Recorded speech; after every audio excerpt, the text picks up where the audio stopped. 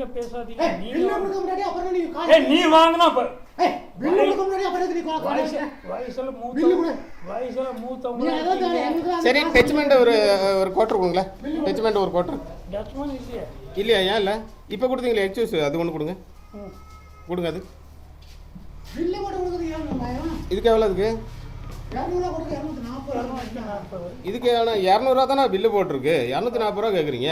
அதுதான் சொல்கிறேன், government bill தான். அதான் பில்லு கொடுங்க. அப்போ 240. இது எப்படி தான் 200 இதில் போட்டிருக்கு? 240 நான் தர்றேன். 240 போடுங்க. இதில் 200 போட்டிருக்கு.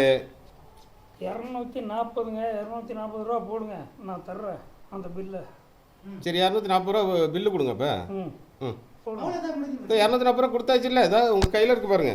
240 கொடுத்துருக்கு. பில்லு கொடுங்க. போடுங்க. பில்லு கொடுங்கன்னு. பில்லு இப்போ இங்கே போட்டிருக்கீங்க, ஸ்கேன் பண்ணுங்க.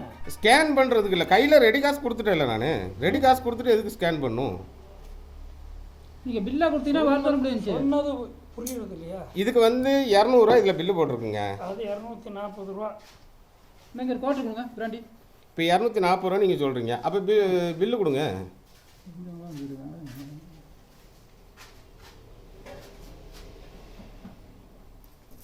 இல்லை, வேலை முடிஞ்சுல. இதில் 200 போட்டிருக்கோண்ணே. இதா 200 போட்டிருக்கு. இதை இப்போ நீ கொண்டு போயிட்டு 240 கொடுத்து ஒரு டிரைவர் கொண்டா கொடுக்க முடியுமா? நம்மள என்ன நினைப்பாங்க? இது கொடுங்க. 10 ரூபா கேளுங்க. நீங்கள் 40 ரூபானா என்னது? வேணுமா வேண்டாவா? அதுதான் வேணும்.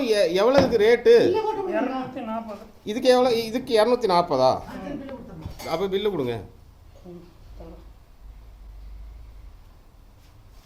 ஹலோ, தள்ளுங்க. அதுக்கு இதை விட